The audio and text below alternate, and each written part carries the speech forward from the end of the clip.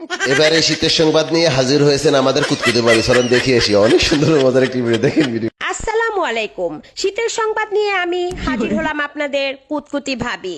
প্রথমেই রয়েছে বিবাহিত পুরুষদের জন্য সরকারের পক্ষ থেকে সতর্ক বার্তা। অতিরিক্ত ঠান্ডা তীব্রতার কারণে ঘরের বউকে সকাল 10টার আগে ঘুম থেকে জাগানো যাবে না। 10টার পর দুপুর 2টার মধ্যে বউকে গুড মর্নিং বলে আলতোভাবে ঘুম ভাঙাতে হবে।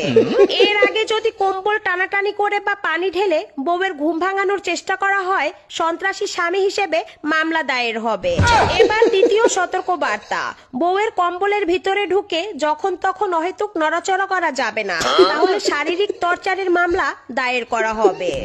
বিশেষ যে সতর্ক বার্তা রয়েছে সেটি হলো, বউকে মাসে একদিনের বেশি গোসল করাতে বাধ্য করা যাবে না, তাহলে নারী নির্যাতনের মামলায় 20 বছর কারাদণ্ড দায়ের করা হবে।